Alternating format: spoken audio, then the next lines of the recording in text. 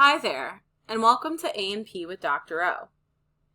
In this image, we are looking at dense, regular connective tissue. We are still in our connective tissue proper group, and if we look at the name of this tissue, dense, so what that means is that the collagen fibers are going to be densely packed.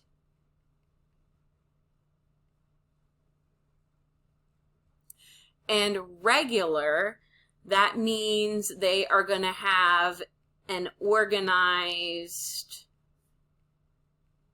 arrangement. And you can see it almost looks like waves. So we've got these kind of wavy collagen fibers. So here's a fiber, and then another one will come immediately after that one. They'll be densely packed. They'll be organized,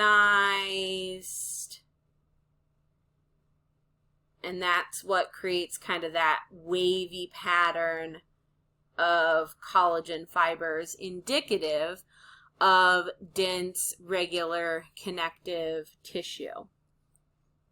I'll go ahead and just kind of point to one of these, wavy spots here. These are going to be our collagen fibers.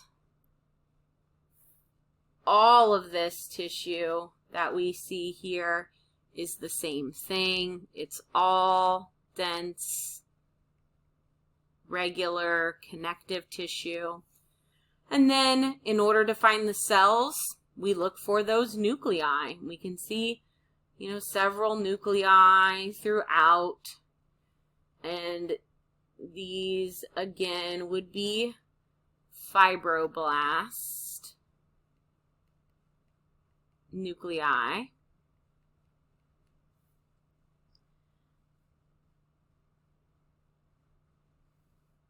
Again, if we're just going to point out one, we would use the term nucleus.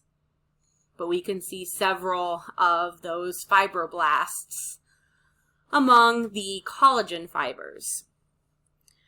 Dense regular connective tissue is found in our tendons, which are going to be between muscles and bones.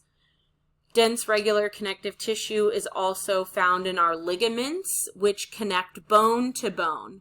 The way I like to remember that is ligaments connect like things. Ligaments bone to bone, tendons muscle to bone, and ligaments and tendons are made of dense regular connective tissue. It also covers our skeletal muscles and is found in the deep fascia. Dense regular connective tissue is important because it functions to provide a firm attachment, it reduces friction between muscles, and it stabilizes bone position.